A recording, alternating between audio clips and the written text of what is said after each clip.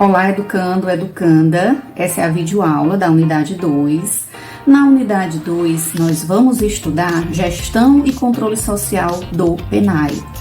Então, existem formas de gerir o programa. Existem, 4 formas de gerir o PNAE. Então, quais são essas formas de gestão adotadas no PNAE? Vocês vão ver aqui nessa unidade 2. Então, existem 4 formas, que é a gestão centralizada, a gestão semi-descentralizada e a gestão descentralizada e terceirizada. 4 formas, né? Então, assim, os recursos, eles são repassados pelo FNDE, a gente viu isso no organograma lá na unidade 1. Então, esses recursos são repassados em contas específicas do programa PNAE, e as entidades executoras, que a gente viu que as entidades executoras são as secretarias municipais e estaduais, elas se encarregam de pegar esse dinheiro que está na conta específica do PNAE e escolher um tipo de gestão que pode ser centralizada para comprar, adquirir esses alimentos da merenda escolar. Então, se a entidade executora adotar a gestão centralizada, significa o quê? Que o FNDE vai repassar os recursos por meio de conta específica, a entidade executora vai comprar esses gêneros alimentícios e vai repassar para as escolas. E aí nós temos o quê? Que a entidade executora, ela pode também adotar a gestão semi-descentralizada. Também ocorre da mesma forma, da mesma forma, assim, que o FNDE, ele repassa os recursos para uma conta específica, a entidade executora pega esse dinheiro, E aí, nessa gestão semi-descentralizada, ela vai fazer o seguinte: a entidade executora, ela vai distribuir, ela vai comprar alimentos não perecíveis para todas as escolas da sua rede, E vai repassar uma parte desse recurso para as escolas, para as próprias escolas adquirirem alimentos perecíveis, E aí, é muito parecido com a centralizada. O que difere um pouco essa questão é dessa divisão, Que a entidade executora compra os alimentos não perecíveis e repassa um recurso para a escola adquirir alimentos perecíveis, Inclusive até da agricultura familiar, Porque segundo a lei, nós vamos ver que a gente já viu também na unidade 1, 30% dos recursos do PNAE tem que ser destinado para a agricultura familiar. Então, assim, agora vamos ver a forma descentralizada, Existe também a forma descentralizada. Mesma forma, da mesma maneira, o FNDE repassa os recursos financeiros para contas específicas. As entidades executoras, elas, de certa forma, têm contato com esse recurso, com esse dinheiro, e na forma descentralizada, as entidades executoras, elas vão transferir todo o recurso para as escolas, E aí, cada escola vai adquirir os alimentos da merenda escolar. Isso na gestão descentralizada. E então, nós temos uma quarta gestão, que é a terceirizada.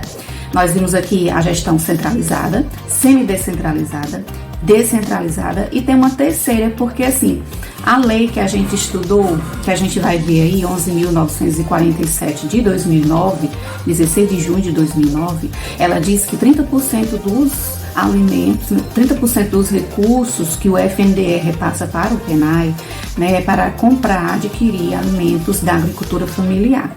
Então, o que acontece? Nessa forma terceirizada, os gêneros alimentícios, eles podem ser comprados a partir de empresas. As entidades executoras, elas de certa forma, como é que eu vou dizer assim, contratam empresas, serviços, E aí essas empresas, elas prestam serviços às entidades executoras, comprando, adquirindo os alimentos da merenda escolar. Então vamos ver, são essas as formas de gestão do PNAE.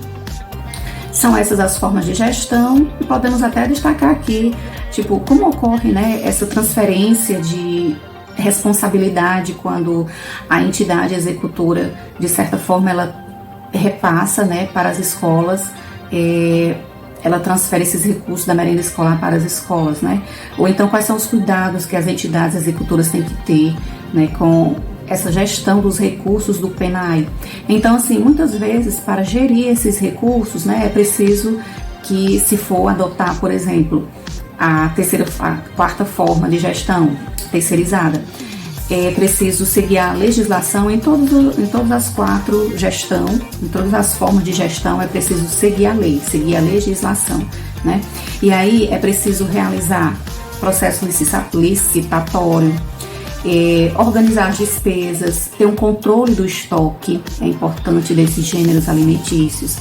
É preciso prestar conta, né, porque é um programa, uma política pública, e aí tem que ter todo esse cuidado, né, na escolha de qualquer uma qualquer uma dessas quatro formas de gestão. É preciso ter cuidado com a prestação de contas, né, então, porque essa política pública, ela tem o quê?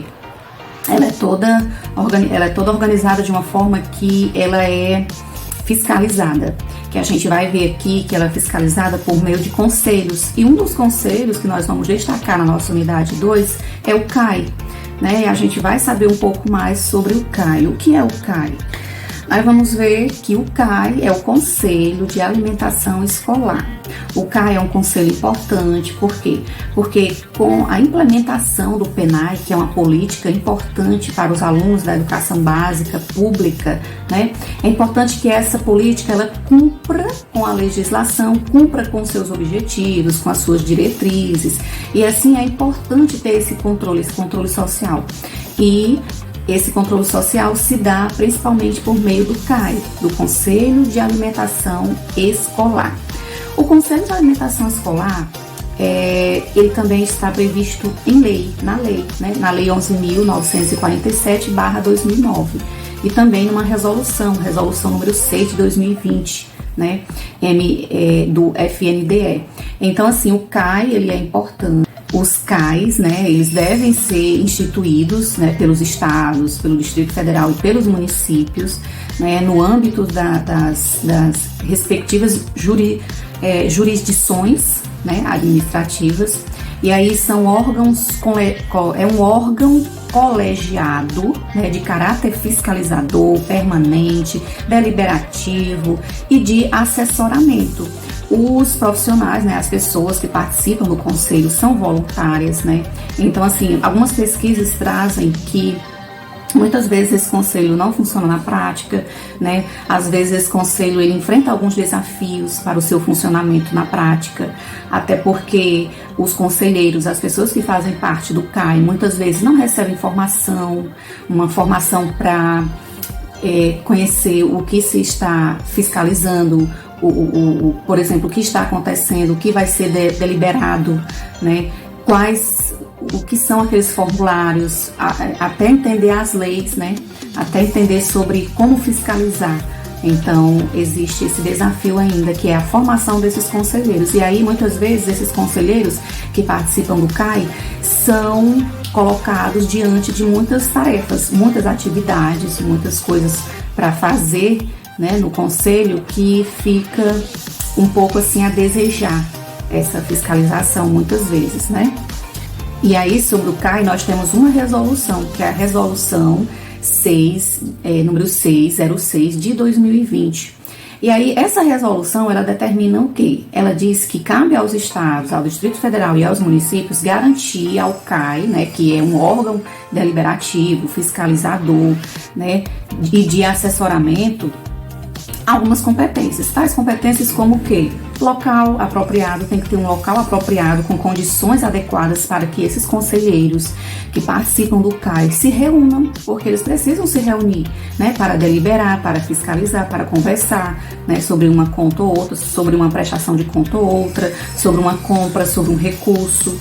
Então, os conselheiros do CAI, eles têm que ter disponibilidade de equipamento de informática, transporte para deslocamento dos membros aos locais das reuniões, né?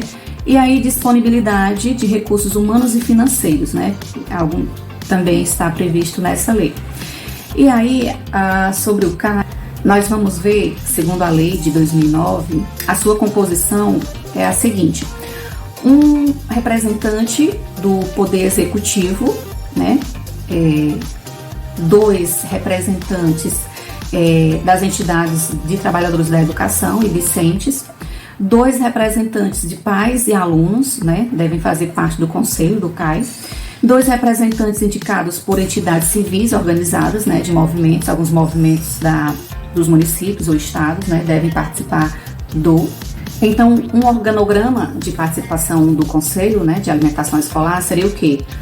Um representante do Poder Executivo, 2 representantes da educação, pode ser professor, aluno ou um técnico, né, da educação, pedagogo, por exemplo.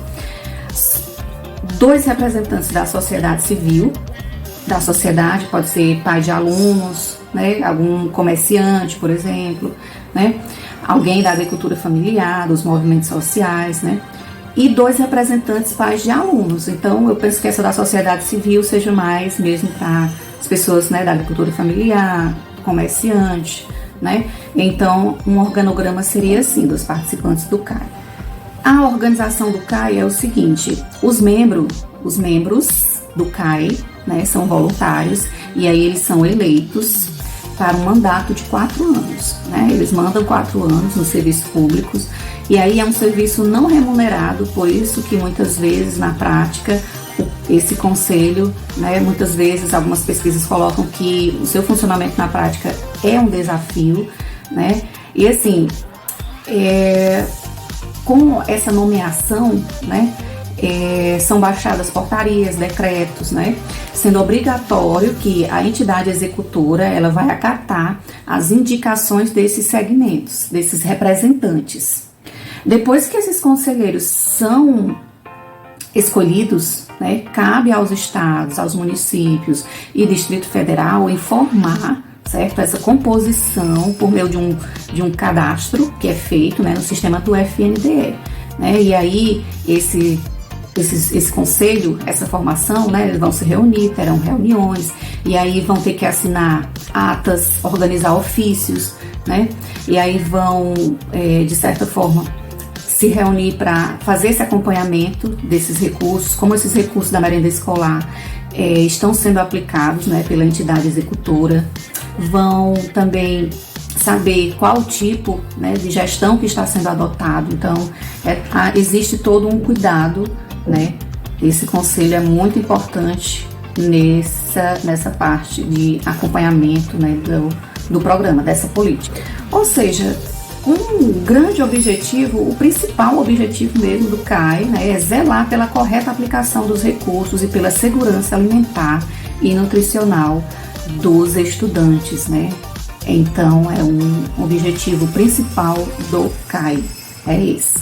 E para isso, né, os conselheiros, eles devem fazer o quê? Na sua atuação, eles devem fiscalizar a qualidade dos alimentos, né? É regra que façam visita às escolas, né, quando as crianças estiverem no momento ali se alimentando. É importante também visitar o estoque, como que está sendo a compra desses alimentos, né? Então, toda a fiscalização exige, né, todo esse acompanhamento, todo esse cuidado.